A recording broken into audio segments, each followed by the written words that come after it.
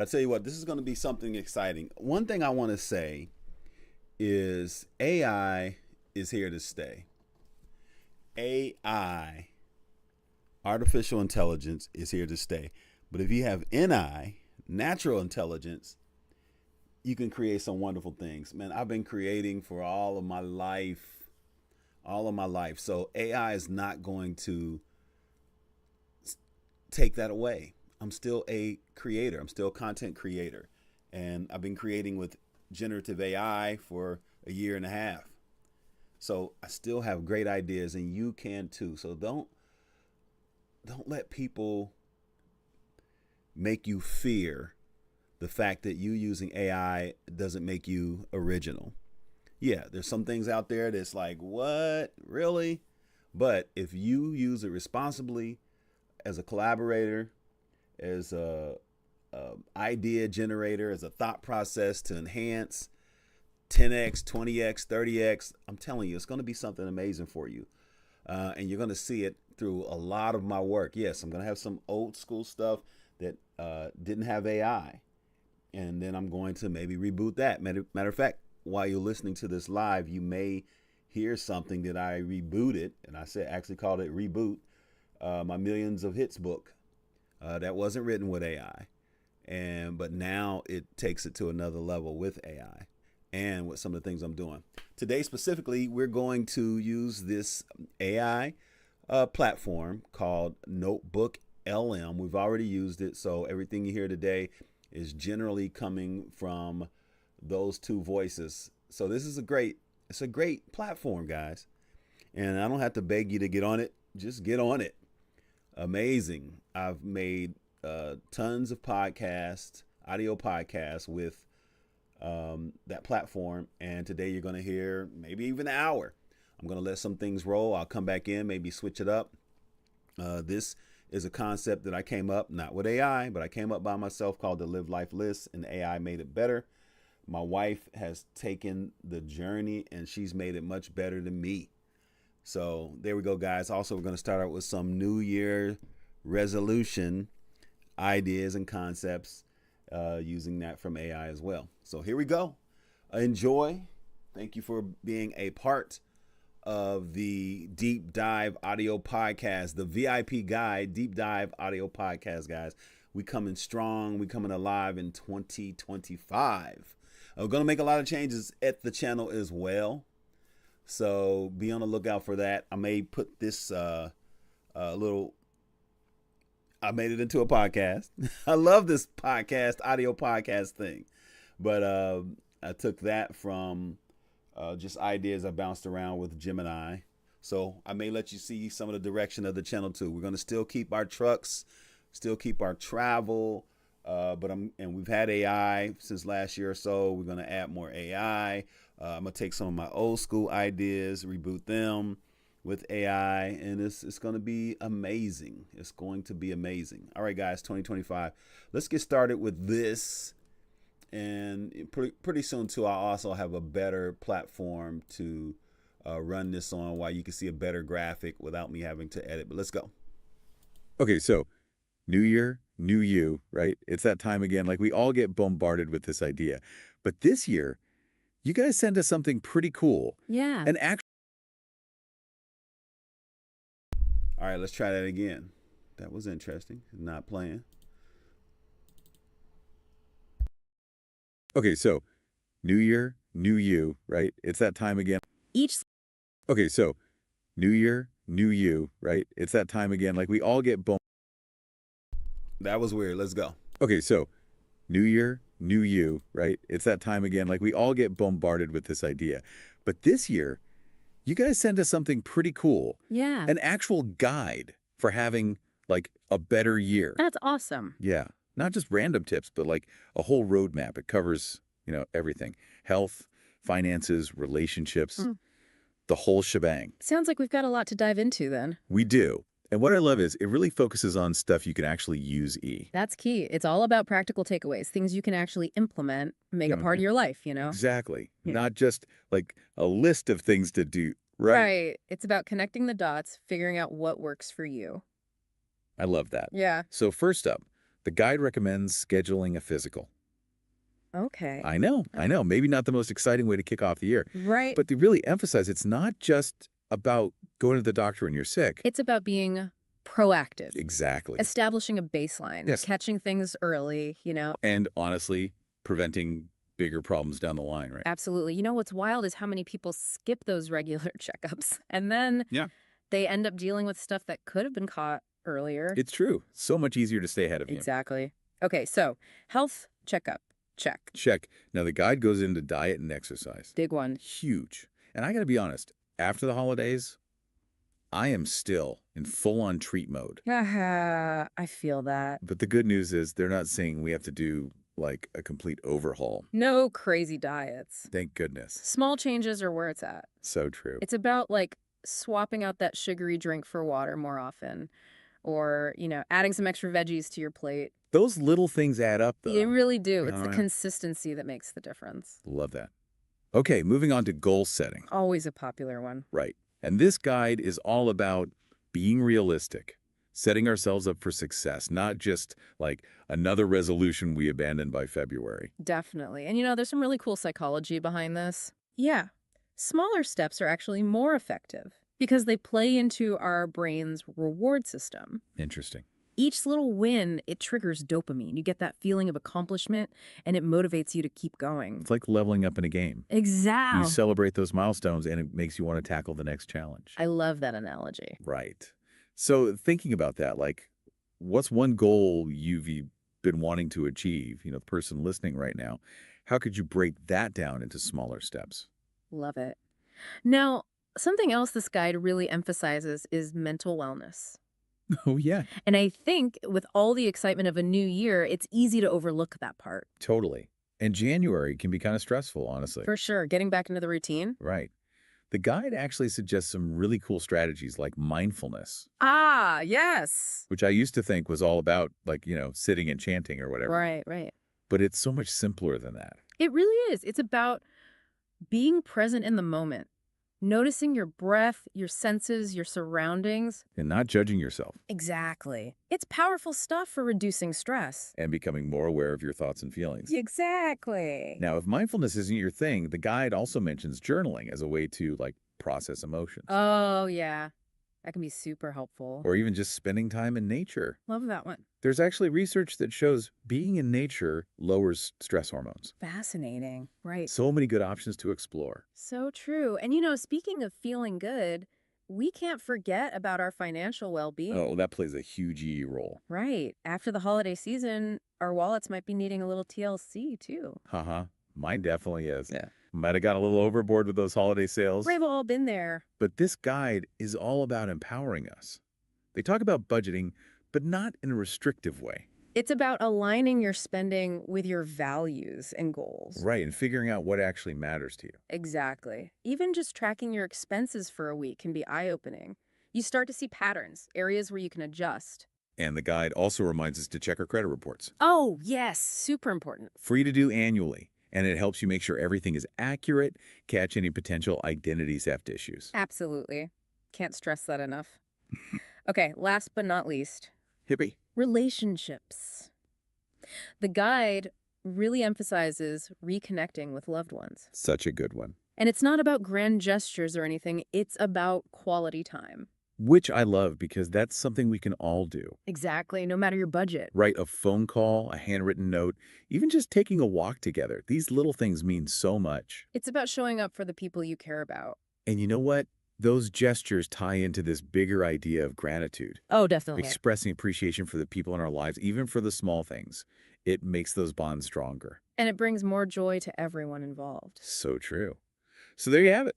We covered a lot of ground today, from health and well-being to finances to relationships. It's like you've got this personalized toolkit now for making this year amazing. I love that.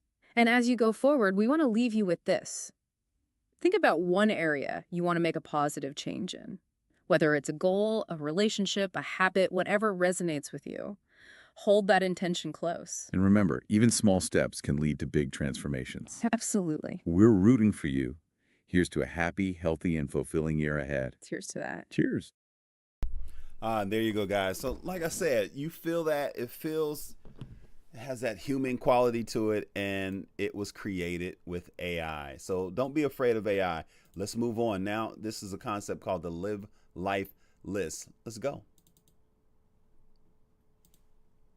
Hey everyone, and welcome back for another deep dive. Today we're going to be tackling something Okay. that I know a lot of you are super interested in, and that's how to build a proper live life list.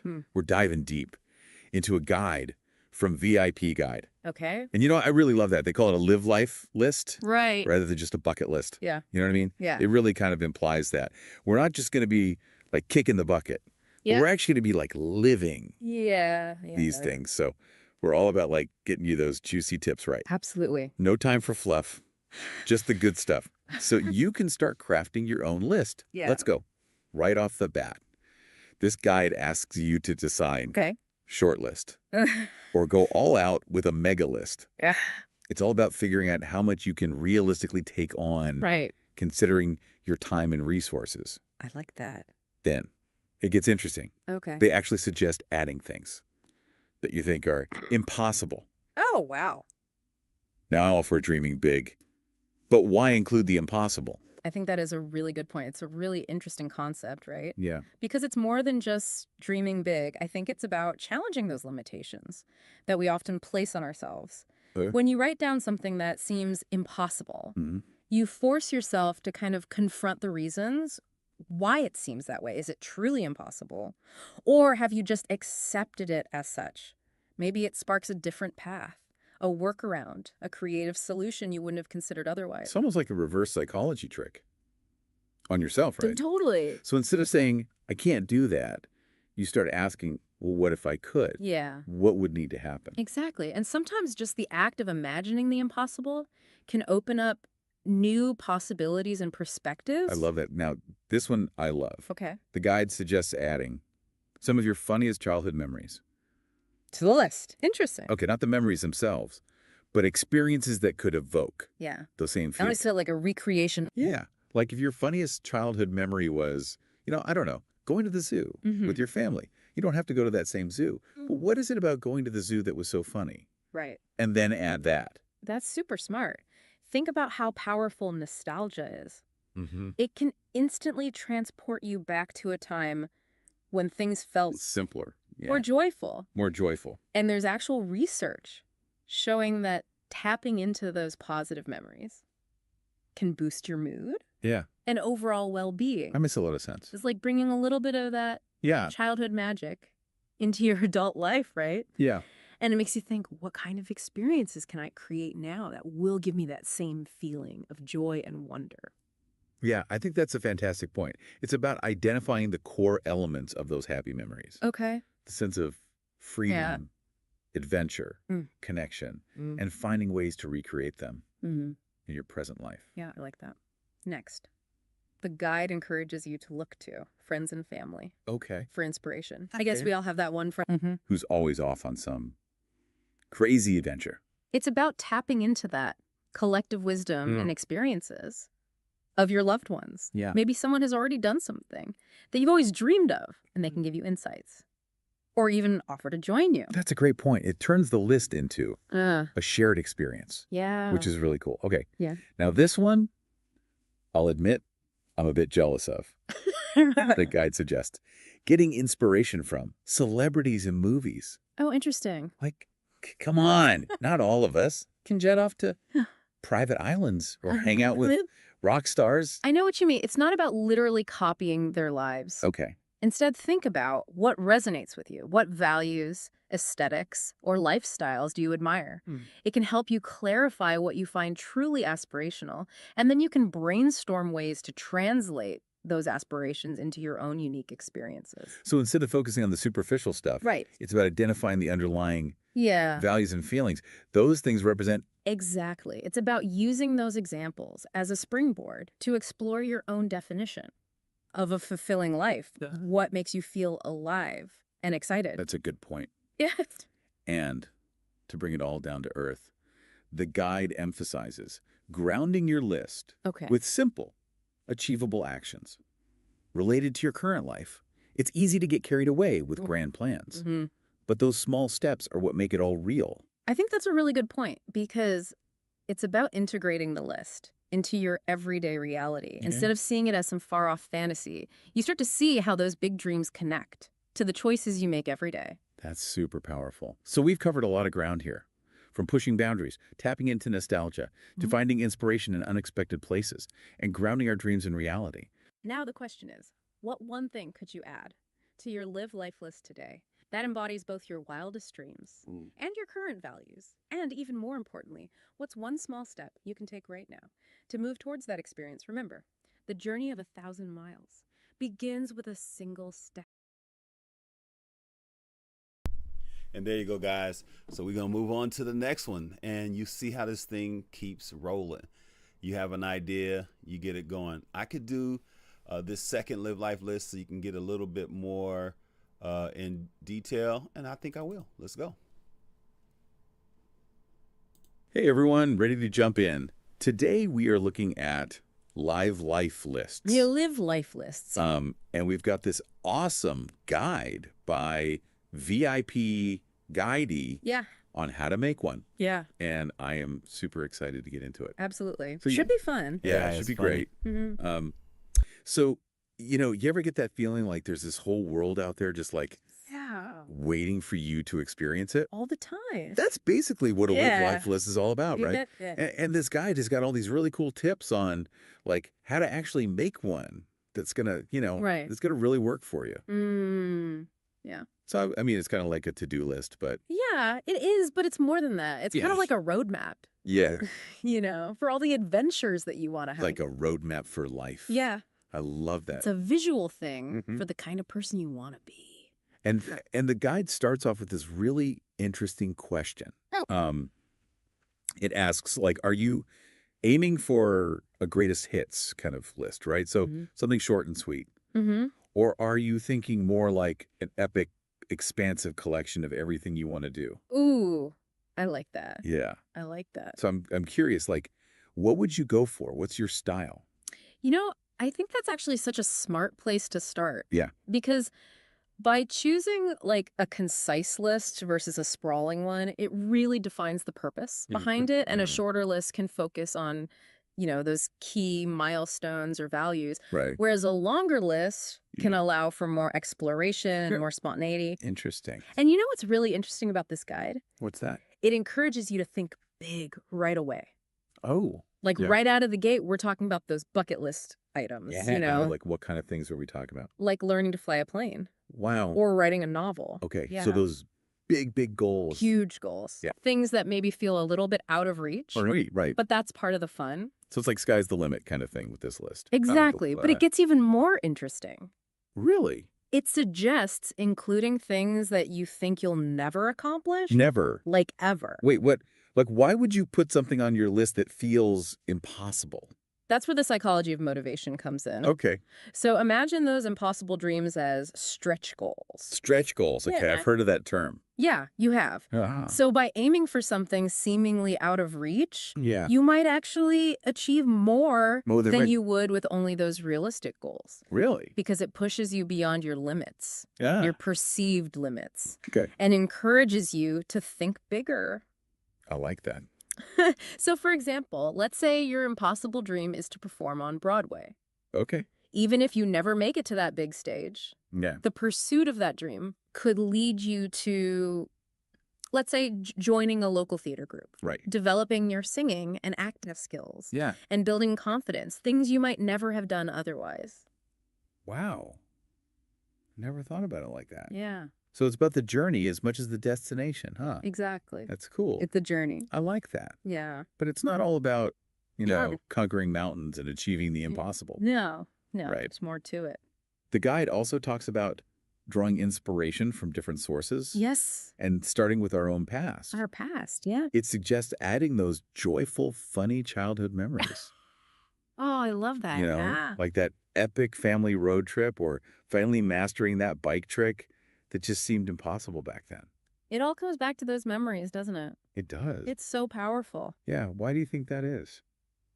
Well, it's the power of nostalgia Nostalgia. and how it connects us to, our core values and our passions. Mm. So reliving those cherished moments can reignite a sense of wonder Yeah. and remind us of who we are at our core. I love that. Yeah. And speaking of inspiration, the guide also says, like, take a cue from the people around you. Oh, that's interesting. Right. Yeah. Like maybe your best friend runs marathons. Yeah. And that could be a new challenge for you. Mm-hmm. Or your sibling is learning a new language and that inspires you to do the same. Absolutely. It's about recognizing that inspiration can come from anywhere. Anywhere. Yeah. That's so true. From those unexpected places. Yeah. So by observing the passions and pursuits of, friends, family, even celebrities, Oh, yeah. we can broaden our own horizons and step outside our comfort zones. Right. So it could be something as simple as, let's say, trying a new recipe Ooh, I like that. from a friend's culture. Yeah. Or picking up a hobby that, a favorite musician is known for. That's a great idea. Yeah. Okay, so we've got these grand aspirations, childhood dreams, inspiration from our circles. Yes. But then the guide kind of takes this sharp turn Oh. and says, like, okay, now ground the list with something super simple. Simple. Yeah, something easily achievable Okay. that connects to your current life.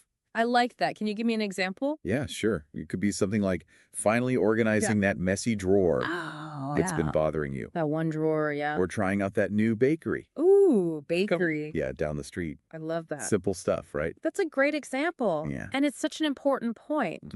Because while it's fantastic to have those ambitious goals, Yeah.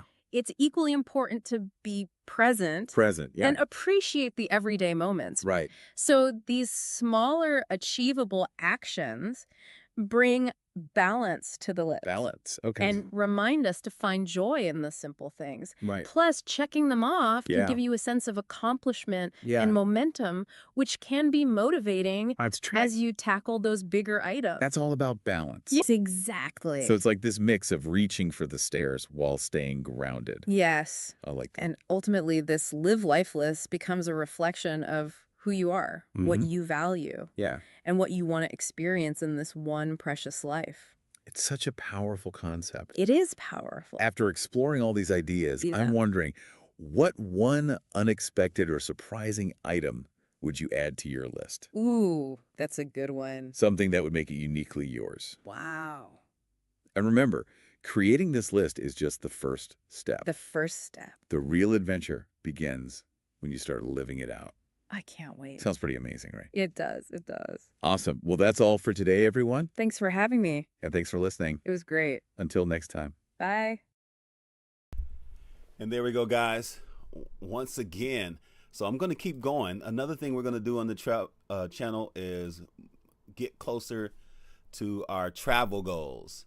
So I've been to a lot of states. I got 1 billion hits as a Google local guide, and I've been to a lot of locations. Never been international, but we'll be going there too. So let's start with this. And this is going to be probably about a half an hour altogether, or more than that. Let's go. All right, so for this deep dive, we've got 8 cities to sort through. Okay. You're looking for the perfect U.S. city for your next vacation. Sounds fun. Yeah, and you've given us a fantastic starting point, a list of 8 destinations. 8. Okay, let's hear it. Okay, so we've got Orlando, New York City, Yeah. then there's Las Vegas, Oh, fun. Honolulu, Okay. San Francisco, Right. New Orleans, I love it. San Diego, Nice. and Charleston. Okay, a really good mix. Yeah, I think so too. A lot of variety. Yeah, so it looks like you're after a mix of vibrant culture, some relaxation, Of course. and maybe a few unique experiences that you won't find anywhere else. Yeah. I mean, that's what it's all about, right? Getting away and seeing something new. Exactly. And this list is a great jumping off point. It is. But T, the best city, truly depends on your individual preferences. Yeah, for sure. So to help us narrow down the choices and make this deep dive truly useful for you, let's bring in our expert. Well, hey there. Thanks for having me. So what's fascinating here is how each city caters to a different type of traveler. It really is. I mean, each of these cities has such a unique personality, and caters to different interests, different budgets, different travel styles. Exactly. So, we've got to break it down a bit. Okay, how should we approach this? Well, we could start by thinking about what kind of vacation you envision. Okay, so like vacation styles. Exactly. Right, so tell me about that. So let's say relaxation is top of mind. What? Honolulu and San Diego immediately jump out with those stunning beaches and laid-back vibes. I'm already feeling more relaxed just thinking about it. Right. But there's a contrast even between those two. Okay, how so? Well, picture this. You're hiking through lush volcanic landscapes Whoa. to catch a breathtaking sunrise over the Pacific. That's something you can only experience in Honolulu. Yeah, that sounds incredible. Right. Totally different from San Diego. Yeah, San Diego's got its own charm, though. Oh, absolutely. It does, especially if you're into craft breweries Yeah. and a more like kind of easygoing vibe. Exactly. San Diego's got this fantastic craft beer scene. It does. And for families, places like Balboa Park and the world famous San Diego Zoo, Oh, yeah, I mean, they offer hours of entertainment. for sure. Now, if you're looking for adventure, though, Okay. we have to talk about Las Vegas. Oh, Vegas, big. Right. It's not just about casinos and shows anymore. No, not at all. You can explore the Hoover Dam, Oh, go off-roading in the desert, all right. or even take a hot air balloon ride over the Strip. Wow, that sounds pretty amazing. Yeah, it's definitely not your grandma's Vegas anymore. It's not. And speaking of unique experiences, right? Yeah. Those are woven into the fabric of cities like New Orleans, Uh-huh. San Francisco, and Charleston. Yeah, these are some serious contenders for culture vultures. Oh, absolutely. I mean, New Orleans with its French Quarter live jazz spilling out from every doorway, Mm-hmm. and beignets practically calling your name. And the food, oh my gosh, you could spend a week in New Orleans just exploring the culinary scene. Oh, for sure. From classic Creole dishes to modern takes on Southern cuisine. Wow. It's a foodie's paradise. I love it. And for a completely different flavor, Okay. San Francisco's diverse neighborhoods each offer their own culinary delights. Ooh, tell me about it. You could be slipping down fresh oysters at Fisherman's Wharf one day, Oh, and then enjoying dim sum in Chinatown the next. see, now that's the kind of deep dive I was hoping for. Uh-huh. Specifics, I'm already picturing myself wandering through those neighborhoods. Yeah, it's an incredible city. But let's not forget Charleston. Oh, right. Charles. I've heard the history there is just as captivating as the food scene. Absolutely. Walking through Charleston's cobblestone streets, past those antebellum mansions and hidden gardens. Oh, yeah. It's like stepping back in time. It is. And for history buffs, Yeah. the city's role in the Civil War makes it an even more compelling destination. So we've got beach vibes, foodie adventures, history culture. Yep. Is there anything these cities don't offer? Well, one thing to consider is budget. Okay. New York and San Francisco, while incredible, can be quite pricey. Yes. Orlando's theme parks, those can add up too. True. Whereas a city like Las Vegas, with its abundance of affordable hotels and entertainment options, Yeah. can be more budget-friendly. It's like choosing between a Broadway show Yeah, and a Cirque du Soleil performance. Both amazing, they are. but your wallet might thank you for choosing Vegas. Exactly. So as you consider these cities, Yes. it comes down to aligning your vacation style, your interests, and your budget. Couldn't have said it better myself. So much to consider. Yeah. But now you have a starting point You do. with some specific things to think about for each city. That's right. Which one is calling to you the loudest? Yeah. Which one? The beaches of Honolulu, Ooh. the energy of New York City, Nice. the flavors of New Orleans. Ooh. It's your adventure time to start planning. Get out there and explore. And we'll be here with more deep dives to help you decide where to go next. Absolutely. We'll see you next time. Bye. Bye. More deep dives, guys. That's what we're doing here. So just kind of reintroducing the channel and showing you some magic of AI. Now watch this. We're going to go for here for a minute. Let's go here.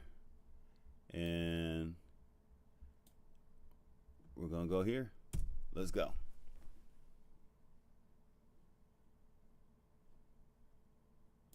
All right. Let's dive into something a little different today. Oh. What do you have for us? Well, I was thinking, you know how much we all need a vacation after, well, everything. Yeah. That sounds pretty good right about now. So for this deep dive, we're going to plan a trip. Oh, I like where this is going. Where are we headed? Sunny San Diego. Nice. I haven't been there in ages.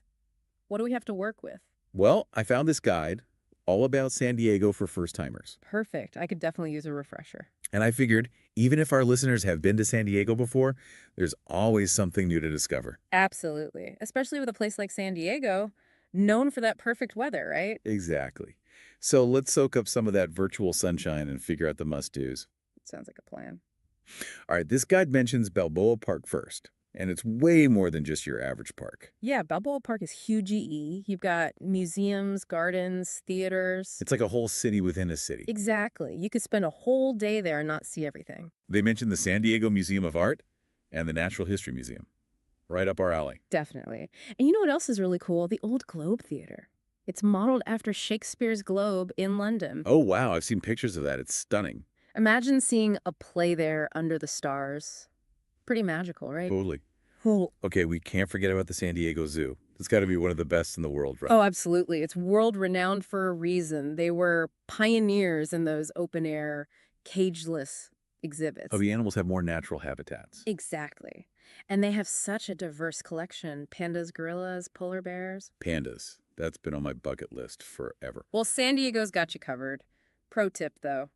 Definitely do the guided bus tour to get your bearings. Makes sense. The zoo is huge. Is there anything else we shouldn't miss? Oh, you gotta ride the Skyfari. What's that? It's an aerial tram that gives you this amazing view of the whole zoo. And you get those panoramic San Diego views, too. Okay, adding that to the list. Now, this guide also talks about La Jocaro. Ah, La Jolla. Absolutely beautiful. Those cliffs overlooking the water. It's postcard worthy. And the water's supposed to be crystal clear, right? Perfect for kayaking and snorkeling. Oh, yeah. Or just relax on the sand and watch the seals and sea lions. Wait, seals and sea lions just chilling on the beach. Yep, right Yeah. there, basking in the sun, totally unbothered by the people. Wow, that's got to be an experience. Though I can imagine La Jolla gets pretty crowded. Any advice on how to avoid the masses? Early morning is your best bet. Makes sense. Plus, you get that beautiful morning light for pictures. Exactly. And the air is still nice and fresh. You might even see some dolphins swimming by. Okay, now I'm really picturing myself there. All right, next up is the gas lamp quarter. I'm getting more of a city vibe from this one. Oh, yeah. Gaslamp Quarter is where it's at for nightlife. Lots of restaurants, bars, rooftop lounges, all set in these beautifully preserved Victorian buildings. It sounds like a fun place to go out, but maybe a little touristy. Yeah, it can be. If you're looking for something more local, check out North Park or South Park. What are those like? More of that craft brewery scene, independent shops, local art, Hmm. a little less polished. Love that. Okay, after all that exploring, how about we head to Coronado Island? Now you're talking. Even getting there is fun. You can take the ferry across the bay. That sounds scenic. Oh, it is. Yeah. Gorgeous views of the San Diego skyline. Or you can drive across the Coronado Bridge. Is that the one with the big curve in it? I've seen pictures of that. Yep, that's the one. Quite the architectural feat. And what should we do once we get to Coronado? Well, you have to visit Coronado Beach, consistently ranked as one of the best beaches in America. What makes it so special? Picture pristine white sand and calm turquoise water. Just beautiful. Sign me up. And for a touch of history, check out the Hotel del Coronado. It's this grand Victorian hotel. Marilyn Monroe even filmed some Like It Hot there. Wow, that's amazing. I'd love to just wander around a place like that and soak in the history. You and me both. Okay, moving on. This guide also mentions Mission Beach and Pacific Beach. What's the vibe there? Oh, those are your classic California beach towns. Think long boardwalks, surfers, bike rentals. And that iconic SoCal sunshine. Tons of it. Definitely the place to go if you want that quintessential beach experience. Sounds like fun. Hmm. All right, now we got to talk about Old Town San Diego. Ah, yes, Old Town. That's where you can step back in time and experience California's roots. I read that it's the birthplace of California. Yep. You'll see all these historic adobe buildings, the ones made from sun-dried clay bricks. Oh, yeah. I remember learning about those in school, so you can learn about the early Spanish settlers there. Exactly. And also about the Kumeyaay people, the Native Americans who were there long before the Spanish arrived. Wow, so it's a really rich cultural experience, too. For sure. You can find traditional Mexican food, shops, and entertainment there. I love it. Okay, we've covered so much already. But no San Diego trip is complete without watching a sunset over the Pacific. Absolutely. And for that, you got to go to Sunset Cliffs Natural Park. What's it like?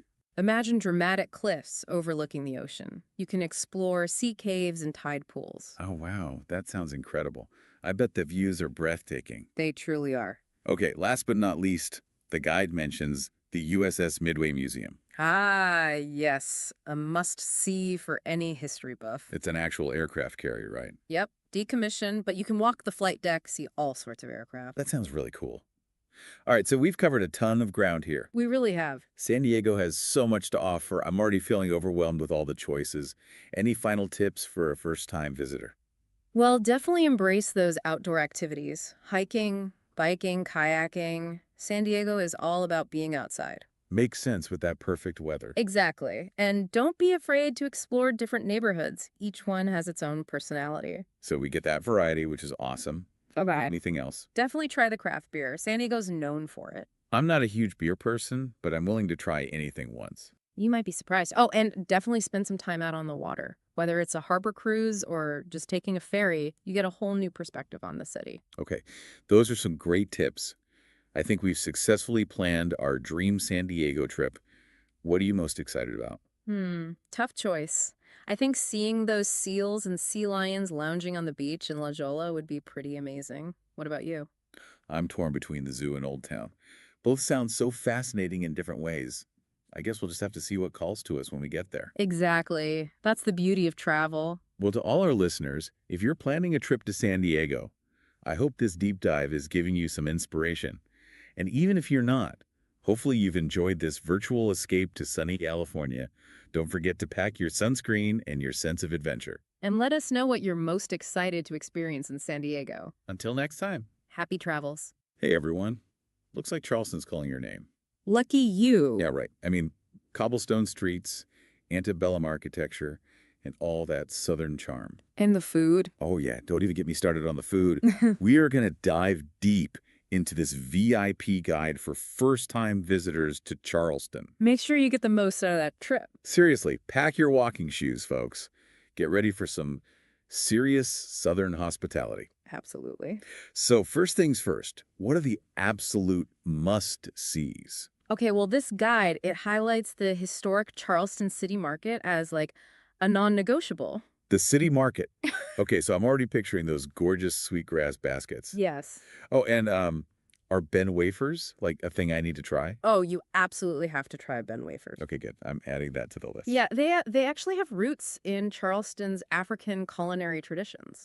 Interesting. It's just one example of like the city's amazing cultural blend. Right. And the city market itself, it's been a bustling center of commerce since the 1790s. Oh, the 1790s. So yeah, you're stepping right into centuries of Charleston's story just by like being there. I love that.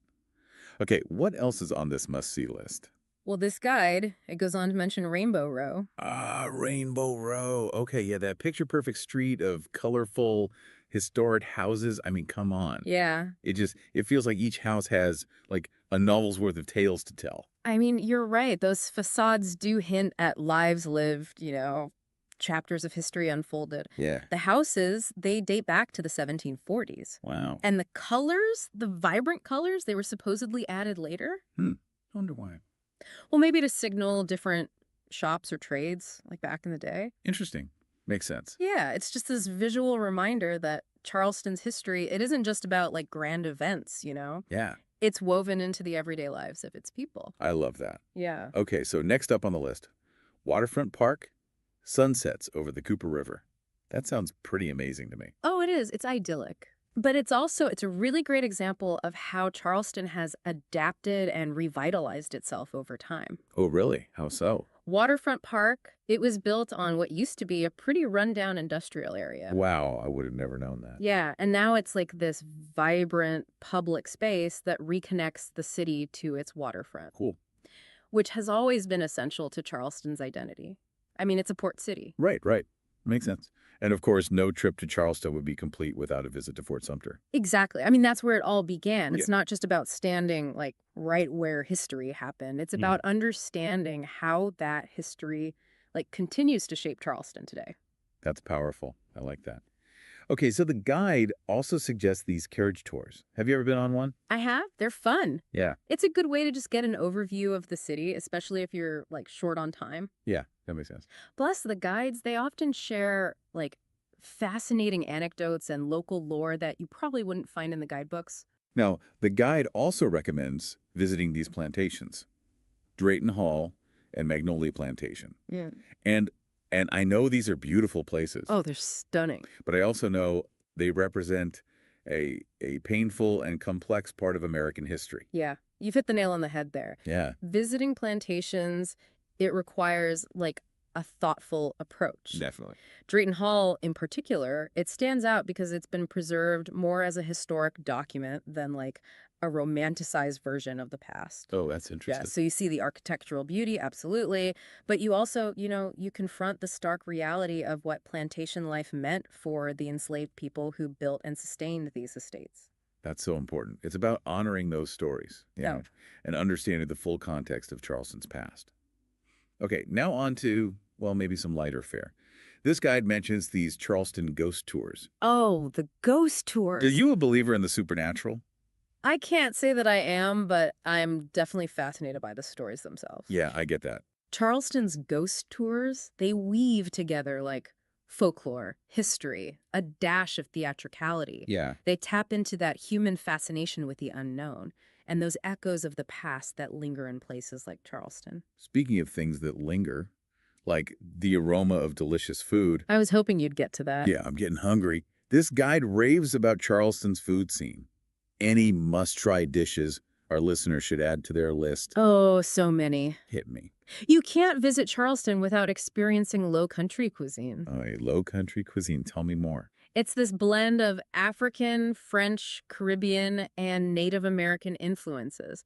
It reflects all these diverse cultures that have shaped Charleston's culinary heritage. Now, that's what I call a melting pot of flavors. What would you say are the standout low country dishes? Okay, well, shrimp and grits is a classic. You have to try that. Cram and grits, okay. It's hearty, flavorful, and it just embodies that southern comfort food vibe. I'm here for it. And don't miss the she crab soup. She crab soup. Noted. It's rich, creamy, and bursting with fresh crab flavor. Now you're speaking my language. And of course, you can't forget, you're right on the coast, so fresh seafood is a must. Yes, 100%.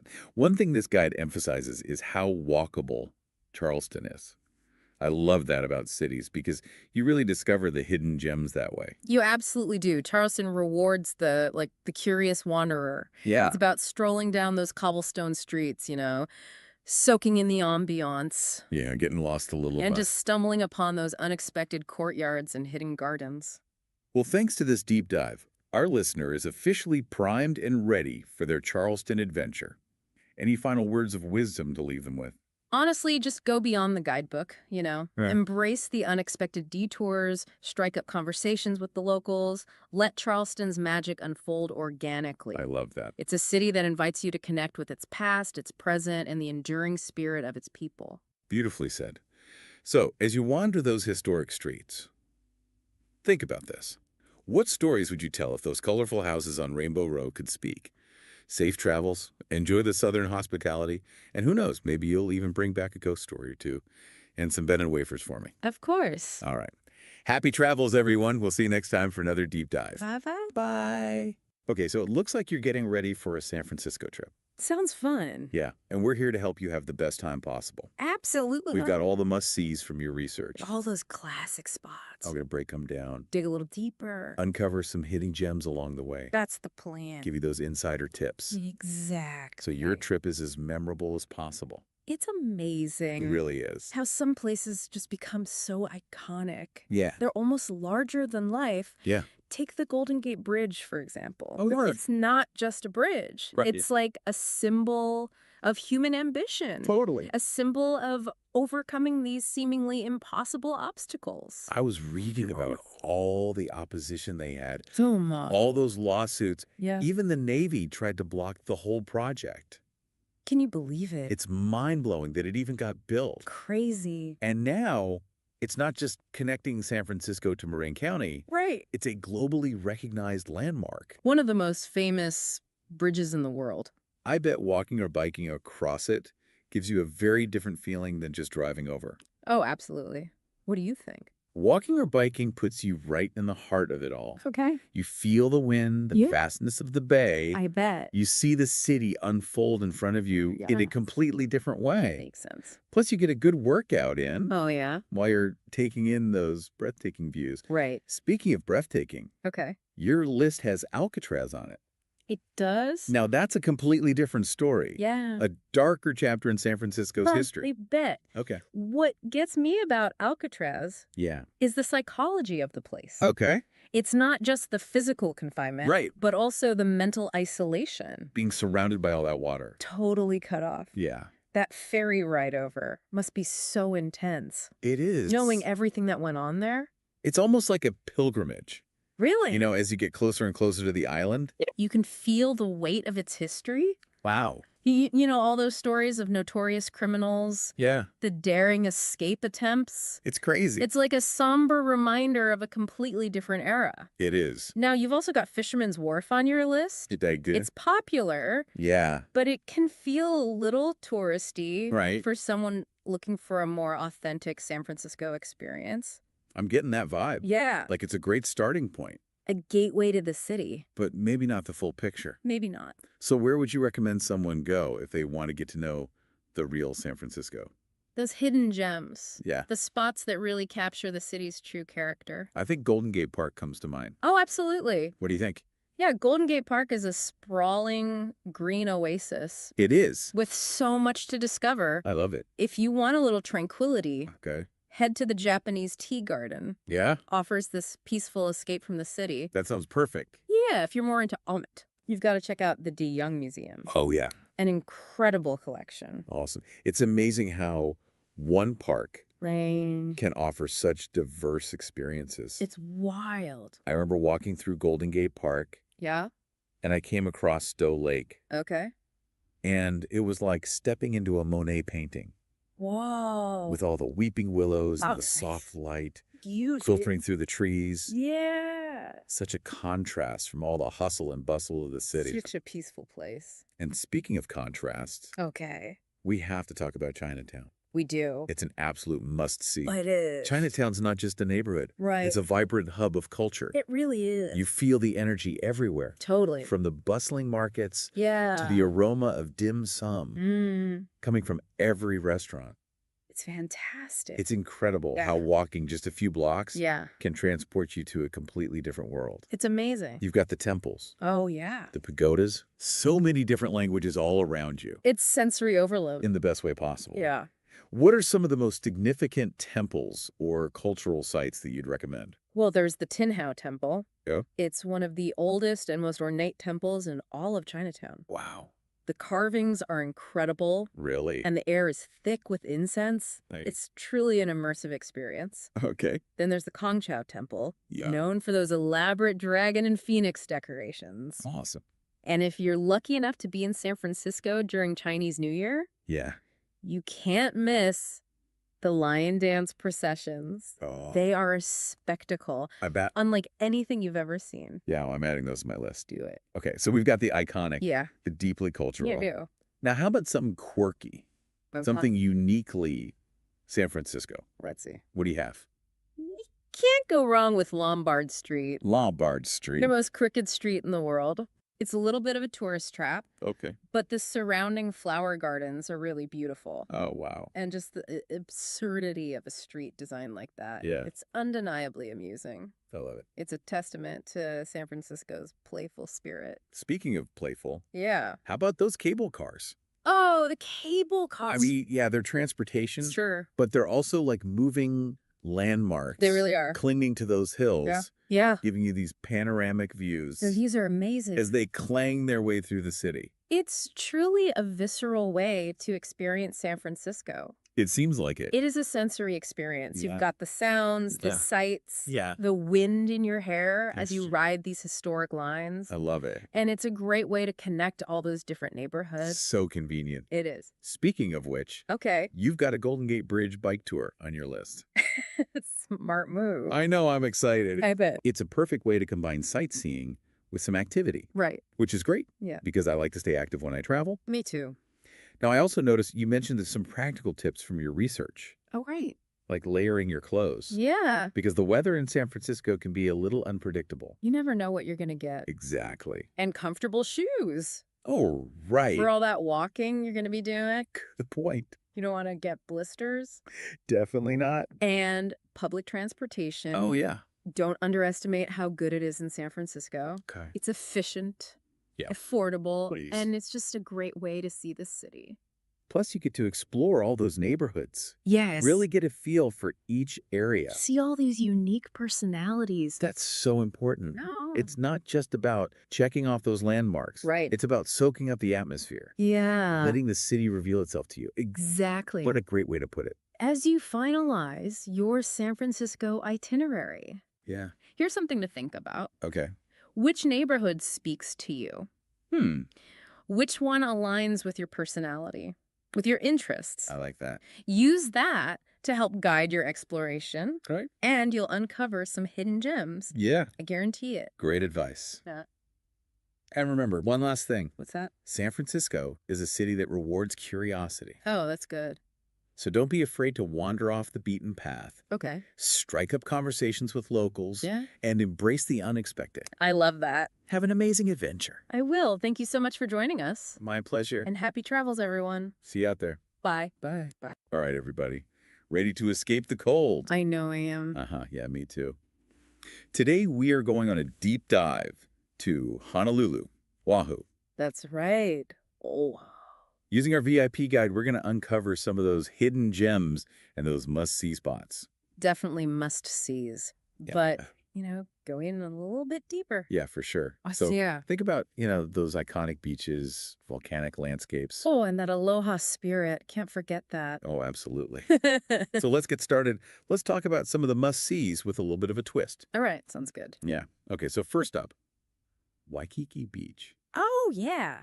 Everybody knows the name, Right. but I feel like not a lot of people know the story behind the sand. Yeah, it's interesting. Waikiki wasn't always like this bustling hub that it is today. Right. It was actually a marshland. What? Yeah. And it was favored by Hawaiian royalty. Wow. So imagine that. And today you can still feel that regal vibe in some of those historic hotels. For sure. That line the beach. Learning to surf there. It's almost like you're connecting with that rich past. Wow. Yeah. I never knew that. That's really cool. Yeah. So it's not just about catching a wave. It's about, experiencing a piece of history. Yeah, exactly. All right. Next up, Diamond Head. A volcanic crater, those panoramic views. Yeah. But I've heard the hike can be pretty challenging. It can be. Yeah. So what are some tips for first-timers? It's definitely worth the effort. But you're right, it can be steep. Oh, So yeah. my advice would be go early, Oh, yeah. Good idea. beat the crowds and the heat, Right. pack plenty of water, Yeah. and, reaching that summit is an achievement. Yeah. And you're going to want to be able to enjoy those views without feeling completely wiped out. Yeah, you don't want to be exhausted. No, You just want to be taking it all in. exactly. Okay, good advice. Yeah, All right. Now, Pearl Harbor. Now, this is more than just a historical site. it is. This is a place of deep reflection. Absolutely. The Pearl Harbor National Memorial Yeah. is incredibly moving. I mean, it's just a very powerful place to visit. But, beyond the memorial itself, you can actually walk the decks of historic battleships. Oh, wow. Like the USS Arizona Memorial and the USS Missouri. That's incredible. Yeah, and it's one thing to read about history in a book, but to actually stand on those decks and Yeah. just kind of imagine what it must have been like, it brings a whole new level of understanding. Absolutely. Ah. Okay. Now, let's get into some culture here. Okay, Let's talk about the Polynesian Cultural Center. right. What makes this experience so unique? Imagine walking through a traditional Fijian village Yeah. and you're learning about their unique weaving techniques. Okay. And then the next moment you're in Samoa, watching this fiery fire dance. Oh, wow. So you're not just observing, Right. you're immersed in the diverse cultures of Polynesia. Oh, I love that. Yeah. Okay. Yeah. Speaking of royal escapes, Okay. let's step into a different kind of palace. Mhm. One filled with stories of Hawaiian monarchs, Oh, yeah. Iolani Palace. Eilani Palace. The only official residence of royalty That's right. in the entire U.S. In the entire United States. It's incredible to think that Hawaiian monarchs actually walked these halls. Oh, yeah. The rooms are just filled with these opulent furnishings and artifacts, and it's really like stepping back in time. I bet. But it's also a place to learn about the complex history of the Hawaiian monarchy Yeah, and its influence on the islands. absolutely. Okay, so a journey through time and culture. Now, for a different kind of royal experience, let's dive into Hanama Bay. All right. This is a snorkeler's paradise. Oh, yeah. But I hear it's also a model for marine conservation. That's right. Hanama Bay was actually closed for a while to allow the reef to recover Oh, wow. from over-tourism. And so, it's a reminder that these beautiful places are fragile Yeah. and they need our protection. So now they limit the number of visitors each day. Oh, that's a good idea. Yeah, and they educate everybody on like reef etiquette, Yes. It's just a great example of balancing tourism with conservation. An underwater palace with a very powerful message. Yeah. Okay? From vibrant coral reefs to tranquil gardens. Great. Tell me about Humaluya Botanical Garden. Oh man, if you're looking for a peaceful escape, Okay. this is it. Lush gardens, cascading waterfalls, stunning mountain views. Sounds beautiful. It's truly serene, but what I find fascinating is their focus on rare and endangered plant species. Oh, wow. So you'll see plants there that you won't find anywhere else. That's really cool. Yeah. Okay, a hidden sanctuary for nature lovers. Yeah, definitely. All right, last but not least, we got to talk about the North Shore. North Shore. Those legendary surf breaks, chill vibes. Yeah. Food trucks galore. What is that secret ingredient that makes Mhm. this place so special? I think it's the blend of energy and relaxation. Okay. So on the one hand, you have these world-class surfers tackling these massive waves. Yeah. But on the other hand, you have this super laid-back atmosphere. Oh, yeah. So you can like grab some garlic shrimp Oh, yeah? from a food truck and just watch the surfers. Okay. Or just relax on the beach and soak it all in. I love it. All right, so North Shore, Yeah. where legends and shrimp trucks collide. Exactly. Okay, now our VIP guide also mentions a bonus experience, Mm-hmm. the Sunset Luau. Oh, yeah. What makes this one stand out? All right, so imagine you're enjoying this delicious Hawaiian feast. Okay. The music and the dancing are just transporting you to another world, Okay. and then the sun begins to set over the Pacific Ocean. Wow. It's just the perfect blend of cultural immersion and natural beauty. I love that. Okay, we've covered those must-see spots. We have. But let's get into some first-timer tips here. Right? Because our guide does mention respecting the culture. Okay. What does that look like in action? So it's about going beyond just saying aloha. Okay. Learning a few basic Hawaiian phrases shows a genuine effort to connect with the culture. Right. So simple things like saying mahalo for thank you, or, even knowing a bit about the history and traditions. Right. So being a mindful traveler and not just a tourist. Exactly. Yeah. Okay, and then our guide also mentions packing for the weather. Okay. What are the essentials? Honolulu has a tropical climate, Okay. so pack light. Think shorts, Right. t-shirts, swimwear. Yeah. But don't forget, reef-safe sunscreen. Very important. Yes. You want to protect those coral reefs, and a hat is essential. Yeah, That Hawaiian sun is strong. that's good advice. So pack light and protect bright. There you go. Okay. Any final words of wisdom before our listener embarks on their Honolulu adventure? Here's my advice. Go beyond the typical tourist spots. Okay. Honolulu has something for everyone. So are you a history buff? Okay. Dive deeper into Pearl Harbor's history or visit the Bishop Museum. Yeah. It's a treasure trove of Hawaiian artifacts. Passionate about nature, Okay. explore some hidden hiking trails in the Kula Mountains. I like it. Just don't be afraid to venture off the beaten path and discover those gems that really resonate with you. Make it your own adventure. Well, listener, we are so excited for you Yeah, have a great time. with these insider tips and your own sense of adventure. Mm-hmm. You're in for an unforgettable Honolulu experience. You got it. Mahalo for joining us on this deep dive. Mahalo. All right, everybody, buckle up. We are heading to the City of Angels. That's right. Our destination for this deep dive is Los Angeles. I'm excited. Yeah, using the VIP guide Yes. as our map and our inspiration. It's a great source. And what we're going to do is we're going to go through and we're going to sort of Mm-hmm. craft a perfect first trip to LA. Yes. So if you are thinking about heading to Los Angeles, A first-timer. this is for you, first timer. Exactly. That's right. This is So this is not for someone who's lived in LA for 10 years. no. This is This is like, I've never been to LA. I want to go, and I want to go to the best places. what should I do? Yeah. Right. And we're going to focus on the unique stuff. Yeah. Not just the tourist trappy things. The must-sees. Yeah, the stuff that's in every single guidebook. Right. We're gonna take it up a notch. Yeah, and I really like the way that this VIP guide approaches it because it really does trying to get at the heart of each location. Yeah. It's not just, the superficial level. Exactly. Yeah. So it's really going to give us a good... I get you, Chase. So think. let's just jump right into it. Okay. I want to start with the Hollywood Walk of Fame. Okay. Like, you can't go to L.A. without You got to doing that, right? Yeah, it's a classic. But instead of just being like, oh, look, there's a star. Look, there's a star. Right. The VIP guide suggests doing something pretty cool. What is that? They say, like, kick 1 star. Okay. Someone you really admire. Okay. And, like, make that your mission. Like a scavenger hunt. Like, find that star. I love that. Yeah. That's such a good idea. So it's not just like looking at every single star. Right, and just walking aimlessly. Yes, you have a mission. Right, and it gives you an opportunity to research that person Yes. beforehand so you can appreciate, Yeah. why they have a star on the Walk of Fame. It's like your own personal connection to the Walk of Fame. Exactly. Yeah. Okay, so Right. after we found our star, Yep. we are going up To the hills. to Griffith Observatory. Oh, yes. Now, Another classic. yes, Was. the Hollywood sign in the background, During the day, yeah. during the day, all that stuff. But Uh, the VIP guide says nighttime nighttime. is where it's at Oh, tell me why. because you can see the stars Oh, I see. and the city lights below. That's magical. And they say that contrast is just like mind-blowing. Yeah, it's a different perspective. During the day, you see the vastness of the city. Yeah. But at night, you see the vastness of the cosmos. And I did not know this. What? But apparently, Griffith Observatory also has a Tesla coil. It does, What's yeah. a Tesla coil? You didn't know this. I had no idea.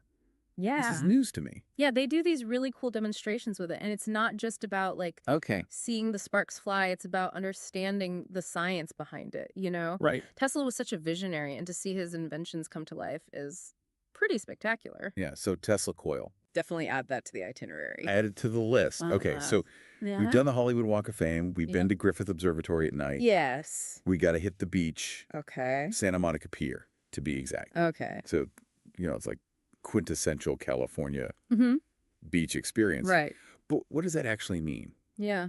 So the VIP guide breaks it down. They're like, you're going to smell the salt air. Mm-hmm. You're going to smell the saltwater cafe. Yes. You're going to hear people on the amusement park rides. The screams, the laughter. You're going to feel the Pacific Ocean breeze. Right. Like, it's all about the senses. Yeah, I love that they point that out because it's so true. Yes. It's not just what you see, it's the whole It's the whole path. sensory experience. Yeah.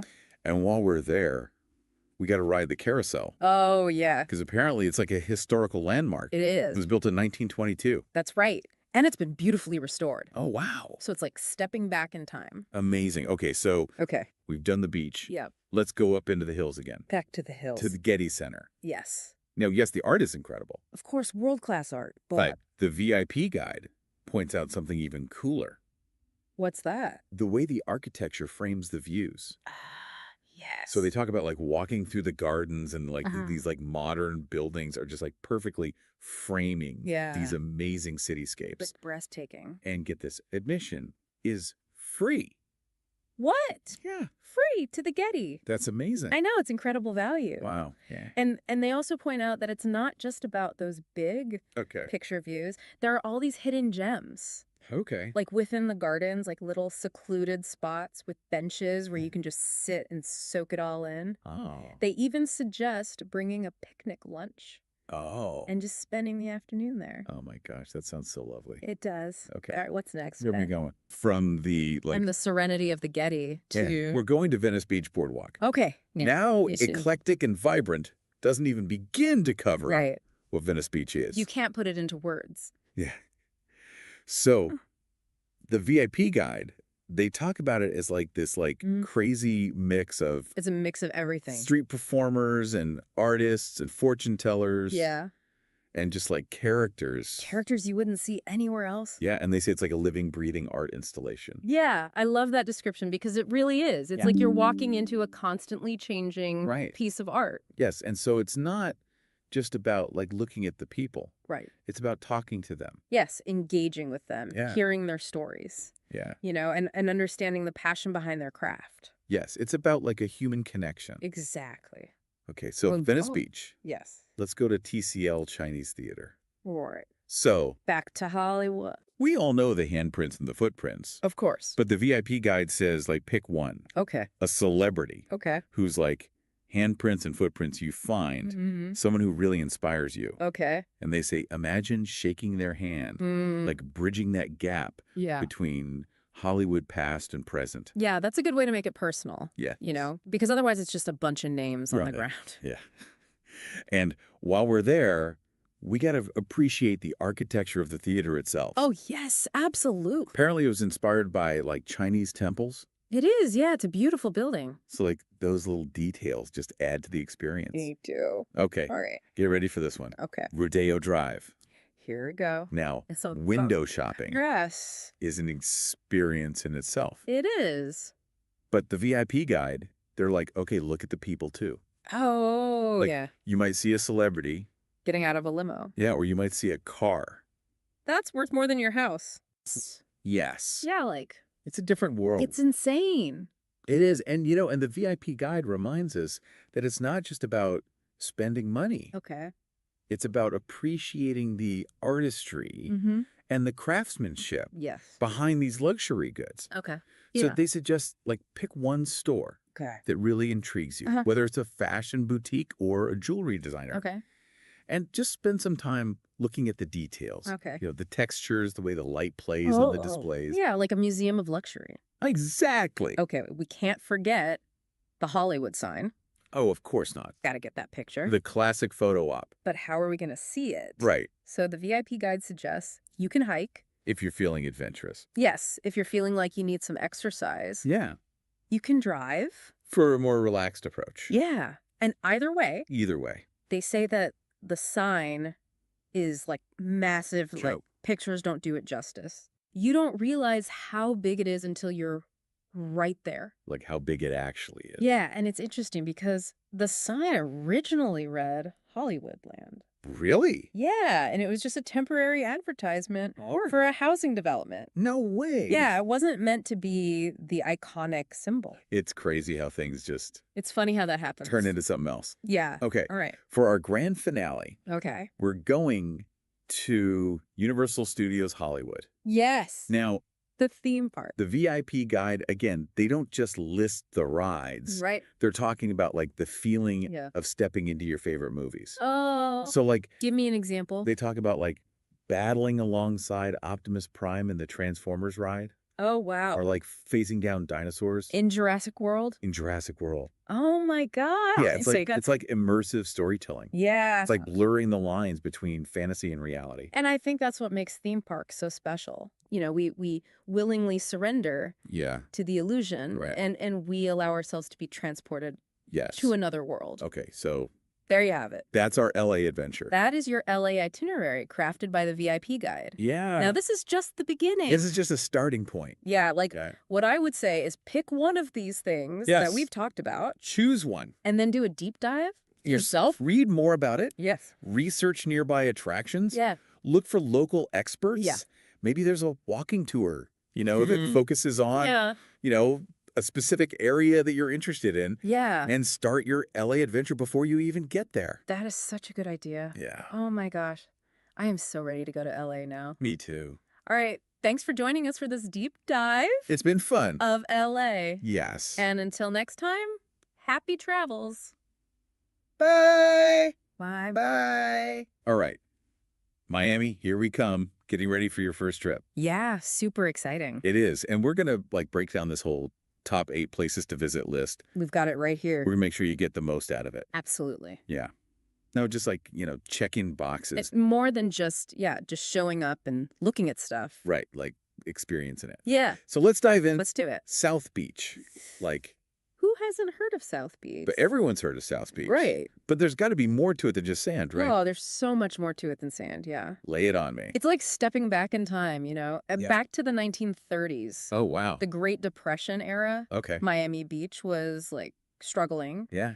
And then boom, this Art Deco style just explodes. Ah, And it totally like reshaped the image of the city. I never knew that. Oh, yeah. Like the whole Art Deco thing, that was tied to like a specific. Absolutely. Yeah. Yeah. So what should I be like looking for? Are there certain buildings? Definitely. Oh. So you've got the Colony Hotel. the Yeah. Delano. Got it. These are iconic. Yeah. Each one tells a story, you know? Okay. And you'll see all these nautical themes, porthole windows, these flowing curves. Interesting. It's like they're ready to set sail. That is way cooler than just pretty pastels. Oh, yeah, way more. Okay, Wynwood Walls. Oh, yeah. Art everywhere. I know that. It's amazing. But what makes it stand out?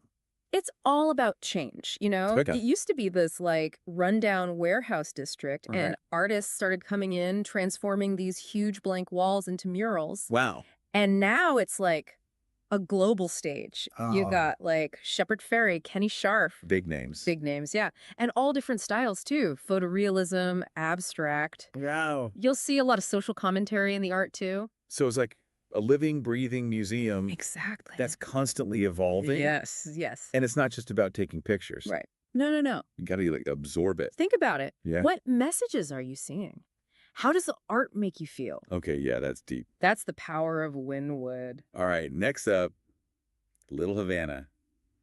Sensory overload. Get ready. I'm ready for those Cuban vibes. Oh, you'll definitely get those. Right. This is where the Cuban exile settled, you know, and their culture is Yeah. thriving. Okay. But pay attention to the details. What kind of details? Like the guayaberas the men wear, Okay. the intricate domino games. Got it. It's not just for tourists. This is everyday life. Right. You're right. getting a real glimpse of their community. That makes you appreciate it more. Absolutely. Yeah, for sure. Yeah.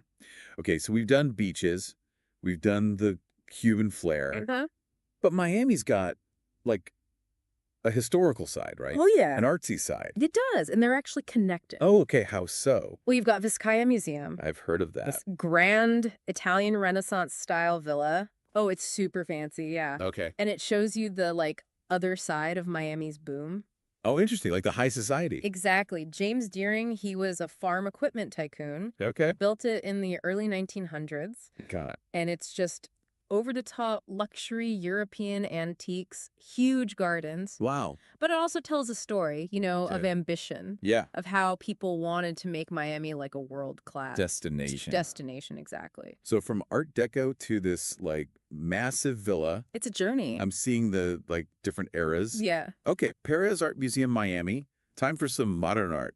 love it. What's the vibe? It's very cutting edge, Okay. thought-provoking, Right. and they focus a lot on Latin American and Caribbean artists. Oh, cool. So you get these unique perspectives. Yeah, that makes sense. And the building itself is amazing. Oh, really? Yeah, all sleek lines and hanging gardens. Art and architecture. The best of both worlds. All right, Philip and Patricia Frost, Museum of Science. Oh. I got to get my science nerd on. What's special about this one? It's all about doing, you know? Okay. It's interactive. Oh, nice. You can design a race car. No way. Yeah, explore a mock-up of the Everglades. That's cool. Even see your heartbeat on a giant screen. Whoa. It's awesome. That sounds perfect for, like, kids It is, yeah. and grown-up kids like me. For sure, for sure. All right, we've explored a lot. I think it's time for some classic Miami shopping. Yes, it is. Bayside Marketplace, what's the draw? The energy, Okay. it's got everything. Shops, restaurants, live music. Oh, And you've got that waterfront view. Oh, nice. It's a little touristy, sure. Yeah. But it captures that, like, bustling, Yeah. diverse Miami spirit. Okay, I'm sold. Grab a Cuban coffee, watch the boats go by. Perfect. Just soak it all in. All right, we got to talk about nature. Yes. Everglades National Park, just outside the city. Can't miss it. This has got to be on the itinerary, right? Absolutely. Boy. This is the real Florida, you know, Damn. vast subtropical wilderness. Right. So you got to take an airboat tour, see alligators in their natural habitat. That's so cool. Amazing. So we've gone from the heart of the city Yeah. to the wilder edges. We've covered it all. We've covered a lot. Any final thoughts for our Miami newbie? Yeah, just, you know, think about what really speaks to you. Okay. Are you more drawn to, like, the history, the artistic energy, Yeah. or the natural wonders? Yeah. Let that guide you. Okay. Because Miami's not just about seeing things, it's about experiencing them. Awesome advice. I love it. Enjoy it. Yeah, have fun. Thanks for joining us on this Miami deep dive. Anytime. And we'll catch you on the next one. See ya. All right. Buckle up, everybody, because today we are taking a deep dive into one of the most vibrant, most unique cities in the U.S. One of the most unique cities in the world, I'd say. You know, you're right about that. Today we're talking about New Orleans. And get Wow. this, we've got a guide here that gives us 8 must-see spots that just scream New Orleans. Oh, I love this guide.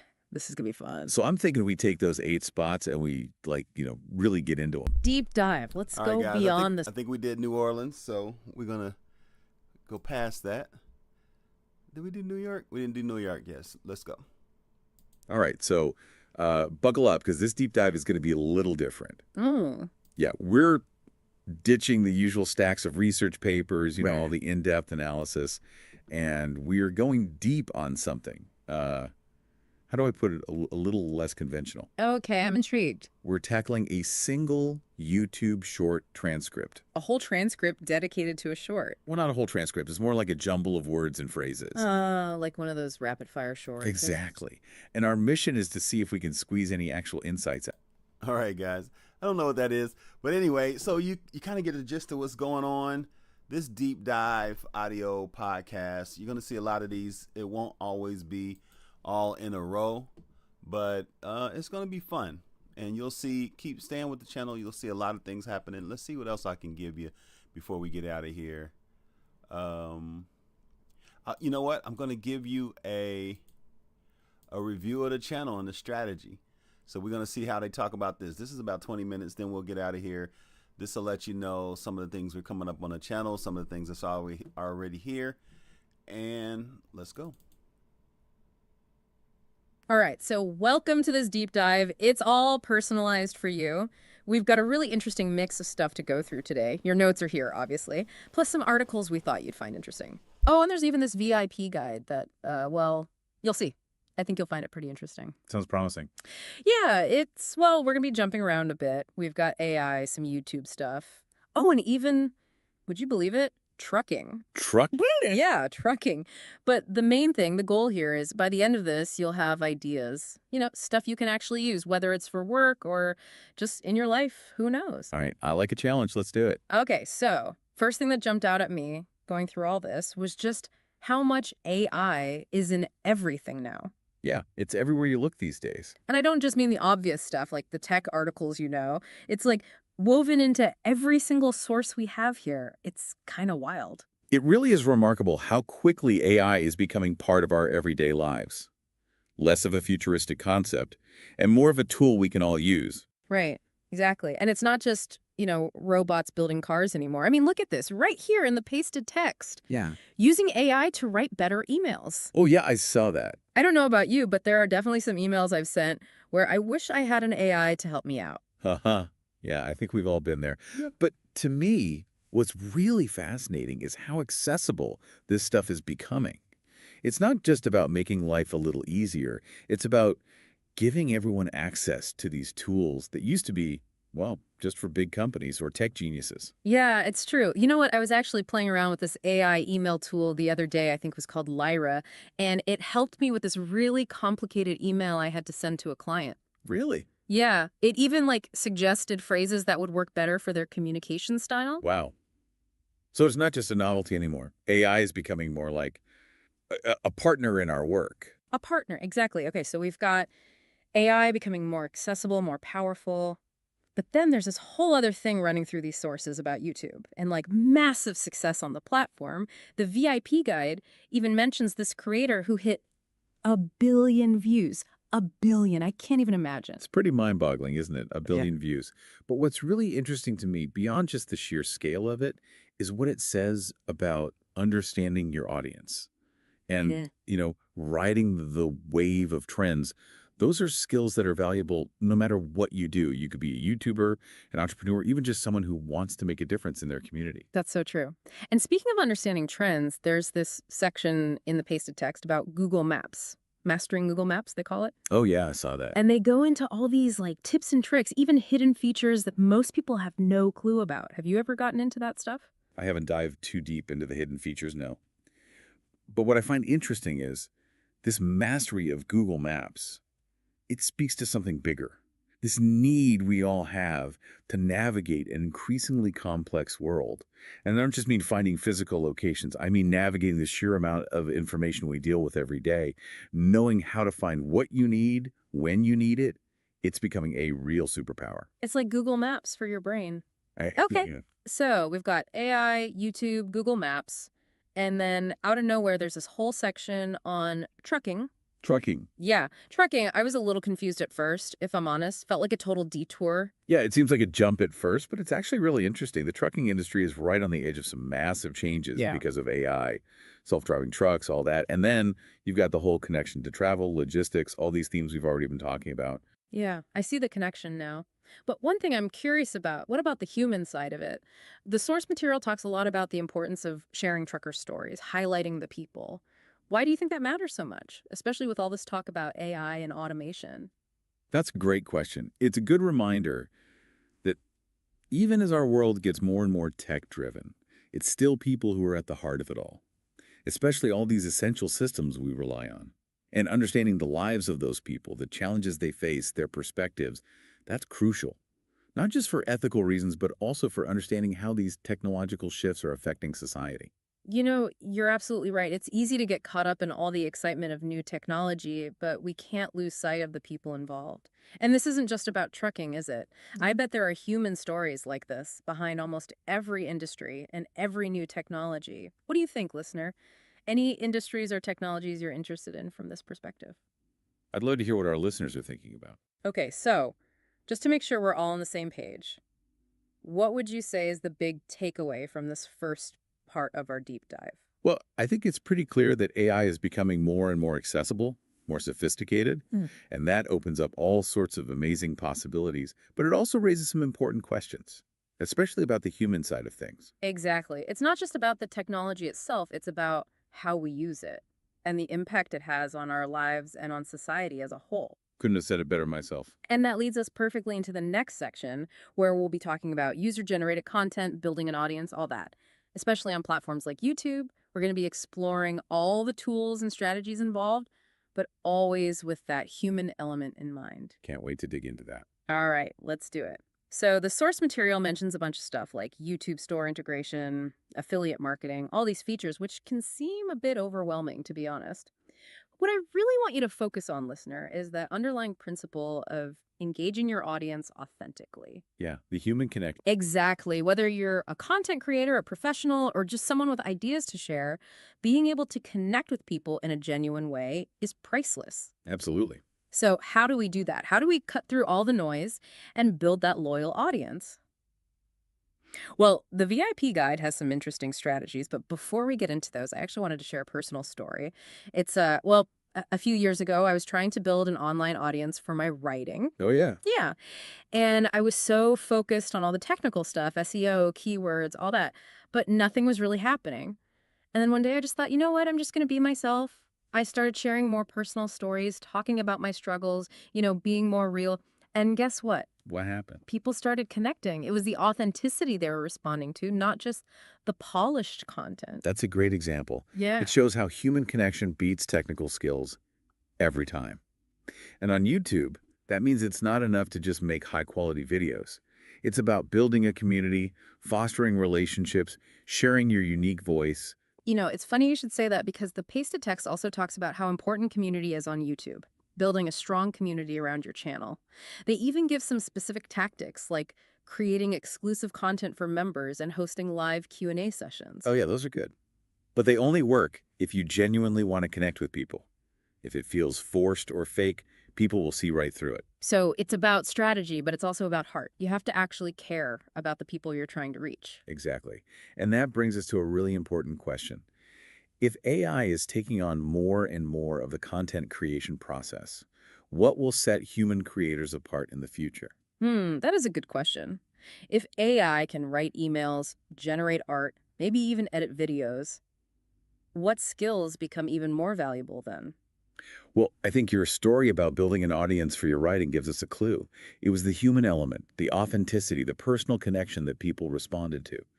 And those are the qualities that will become even more important as AI takes over more of the technical tasks. You know what? I'm starting to see a pattern here. We talked about the importance of the human element in trucking, even with self-driving trucks on the horizon. And now we're seeing the same thing in online content creation. It's all about finding that balance between using technology and nurturing those human connections that make us special. So basically, the future of content creation isn't about being replaced by AI, it's about learning to work alongside it, using AI to boost our creativity and reach a wider audience, but always remembering that it's that human connection that really matters. I like that. Couldn't have put it better myself. And that brings us to a really interesting question that comes up in these sources. Oh, I'm intrigued. What is it? Well, we've been talking about AI, all this new technology, these incredible tools that are changing how we work, create, even travel. But it makes you wonder, Makes you wonder what? Don't leave me hanging. if AI is taking over so many tasks, what skills become more valuable, not less? Ah, I see what you mean. It's like, if the machines can handle all the routine stuff, what makes us humans stand out? Precisely. Yeah. And even though it's focused on YouTube strategy, I think the pasted text gives us some hints. Things like high quality production, that takes human judgment, right? Yeah. And then collaboration, cross promotion, that's all about relationships, something AI can't really do. Right. And don't forget that whole section on community building, which we haven't even gotten into yet. That's very human-centric. Absolutely. Building that sense of belonging, making real connections, those are skills that are only going to become more valuable in a world that's increasingly digital. I totally agree. And even going back to the trucking example, even if we do have self-driving trucks one day, we'll still need people who understand logistics, who can manage the entire system, who can deal with those unexpected situations that AI might not be equipped to handle. Exactly. We need to move beyond just the technical skills. Critical thinking, problem solving, creativity, empathy. Those are the things that make us human, and I think those will be even more important in the future. Right. So this deep dive, it's about more than just AI, YouTube, and trucking. It's about seeing the bigger picture, understanding the forces that are changing our world, and figuring out how we can adapt and thrive in this new landscape. And it's about using these new tools and technologies in a way that doesn't compromise our human values and connections. It really is a lot to think about, but in a good way. This deep dive has definitely given me a new way of looking at my own work and goals. I'm glad to hear that. That's what we're aiming for, to spark new ideas and perspectives that you can take with you beyond this conversation. But before we move on to the next section, I wanted to go back to something we were discussing earlier, that section about travel. Oh, yeah, that's right. I was wondering about that. It felt a bit out of place compared to everything else we've been talking about. Well, think about it this way. We've been talking about navigating complexity, right? Whether it's the world of information, technology, or even the changing world of work. And travel, in a way, is the ultimate form of navigating complexity. It's about exploring different perspectives, expanding your horizons, gaining a deeper understanding of the world around you. You know, I'd never thought about it like that before, but you're absolutely right. Travel forces you to adapt, to solve problems, to connect with people who are different from you. Those are valuable skills no matter what you do in life. Exactly. And in today's interconnected world, that kind of global awareness is more valuable than ever. And it doesn't have to be about flying off to exotic locations. It can be about exploring your own city, your own community with fresh eyes. It's about cultivating a sense of curiosity, being open to new experiences. I love that. So even if you're not a traveler in the traditional sense, you can still be an explorer in your own life. Precisely. And who knows, maybe this deep dive will inspire you to take a journey, either literally or metaphorically. I'm already feeling inspired. Okay, so we've covered a lot today. AI, YouTube, trucking, even travel. But I want to leave you with this one question, listener. If AI is becoming so widespread and so much of our world is becoming automated, what are those uniquely human skills that will become even more valuable? What makes you stand out? What are you passionate about? What can you contribute to the world that a machine can't? That's a powerful question to think about. And I think the answer lies within each of us. It's about understanding our own strengths, our values, our unique perspectives. It's about embracing our humanity, even as our world becomes increasingly digital. And on that note, I think it's time to move on to the next section of this deep dive. Yes, definitely. We still have a lot to uncover, but this is a great point to pause and let all these fascinating insights sink in. We'll be back soon to continue this journey, so stay tuned. Welcome back. Ready to dive into this last set of sources? Absolutely. Let's do it. We've been exploring some pretty big concepts, haven't we? AI, YouTube, the future of work, all that. Yeah, it's been a wild ride so far. But now it feels like we're shifting gears a bit, going from the macro to the micro, zooming in on why you, the listener. I like that analogy. It does feel more personal now. I'm more focused on how all this stuff actually impacts the listener's life, their goals. Exactly. And speaking of personal, there was something in the pasted text that really caught my eye. A YouTube store. A YouTube store. That's a thing. Oh, yeah, it's a thing. And it's a really interesting example of how those lines between content creation and, well, commerce